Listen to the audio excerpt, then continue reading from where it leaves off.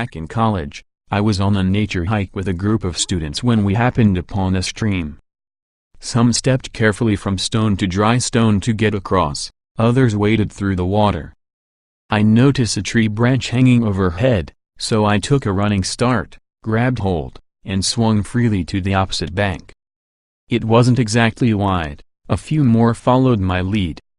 As I was helping them plant their feet, another hiker snidely asked why we were crossing that way. "Because it's fun," I said, light-heartedly. "It's irresponsible," he answered. I muttered something immature and went on my merry way, content at having found a little extra joy for myself and a few others. I hadn't thought about that hike in years until I was standing in front of a gleaming new 2017 Mercedes-Benz C-Class cabriolet. Of course, Mercedes makes a ton of sensible sedans, wagons, and crossovers these days. But it's also been expanding its convertible lineup lately, with the C drop-top the latest and most affordable, relatively speaking, Benz cabriolet to date. And that means more people can have fun in the sun while traversing those asphalt and concrete streams. If you believe Mercedes is bucking a trend, you're not mistaken. The convertible market has been contracting, with the drop-top variant of the Lexus IS, the Volkswagen Nios, and Volvo C70 among others all going away in recent years. Benz, meanwhile, can't seem to build enough of them, Class, A-Class, S-Class, SLC, SL. Don't be surprised if a few more appear soon. Even without counting the smart Fortwo Cabrio, you're looking at arguably the most expansive convertible lineup in the industry. This latest Cabrio similarly expands the Class family more than ever before. Unlike its predecessors, the latest W205 generation model was envisioned from the get-go to include a sedan, wagon, coupe, and convertible, and that's not counting the GLC crossover, GLC coupe, and SLC roadster, vehicles all loosely associated with the Class range. Sadly, the wagon is the only body style we won't be getting stateside. There are also powertrain options that won't make the transatlantic voyage from Europe, where Mercedes will offer the new 2017 Class Cabrio with 2 diesels and 5 gasoline engines, and that's before delving into AMG territory. American buyers will have to get along with 3 engine options, but they're good ones. Benz's now familiar turbocharged trio for the C-Cab comes in 4, 6, or 8-cylinder flavors, with output more than doubling from one end of the range to the other. Our choices start with the C300, packing the automaker's 2.0-liter turbo 4, good for 241 horsepower and 273 lb-ft of torque, paired to the brand's 9-speed automatic transmission and available in either rear or 4MATIC all-wheel drive. The AMG C43, previously known in sedan form as the C450 AMG Sport, is motivated by the 3.0-liter twin-turbo V6 with 362 horsepower and 384 lb-ft, delivering the power to all 4 wheels through the same gearbox. Then there's the Mercedes-AMG C63, which packs roughly the same 4.0-liter twin-turbo V8 as the AMG GT and available in 2 states of tune, 469 horsepower and 479 lb-ft in standard form, or 503 horsepower and 516 lb-ft in S-Spec. The engine is mated to AMG's well-worn 7-speed automatic with power routing to the rear wheels. We had the opportunity to sample all 3, the C63 in top S-trim, on our test drive in and around Trieste, Italy, and found each to have its own personality. We started our drive at the top with the Mercedes-AMG C63S. Where its rivals have been retreating to smaller, 6-cylinder turbocharged engines, Benz and its Mercedes-AMG team have stuck to its 8-cylinder guns. Our verdict after several hours behind the wheel? Pure madness. How else would you describe an automaker channeling more than 500 horsepower to the rear wheels in one of its smallest models? Truth be told, especially on the relentlessly twisting, narrow roads along the coast of the Adriatic Sea, we found it a bit much. Maybe we'd be singing a different tune to this state of tune if we driving it around a racetrack, with clearer lines of sight and no oncoming traffic. That said, those inclined towards track sessions probably aren't choosing a 4-seat cabrio, no matter how nimble or powerful, for the purpose. Really, a car like this is first and foremost meant to serve as a boulevard cruiser, which brings us to the C300 at the other end of the spectrum. Although it has less than half the horses as the C63S, the C300 isn't exactly a slowpoke. It'll run from 0 to 60 miles per hour in sub-6, which was the gold standard not so long ago for performance luxury automobiles.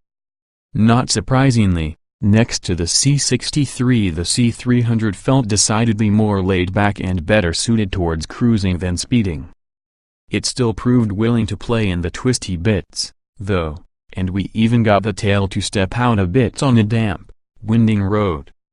For most buyers, the C300's comfort-oriented package should more than suffice and possibly make the journey that much more relaxing, as a cabriolet should.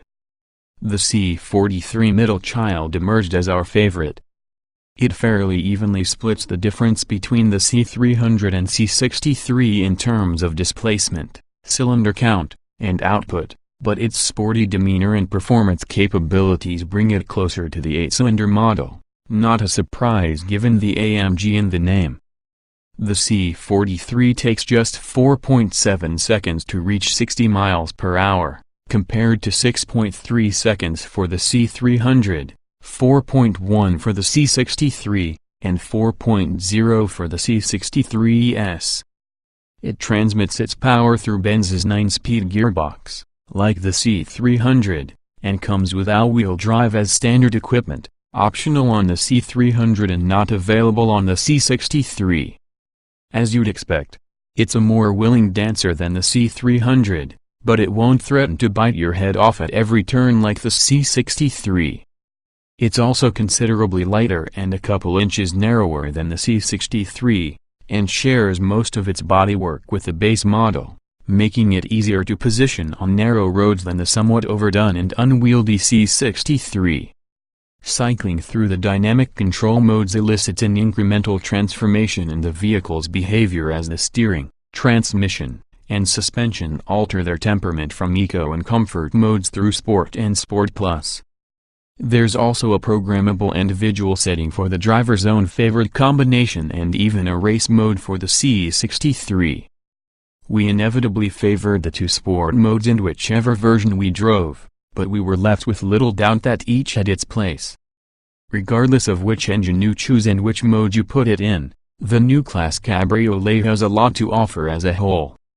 Packaging a 4-seat convertible in an aesthetically pleasing form presents its own unique set of challenges, but to our eyes, the designers did a bang-up job.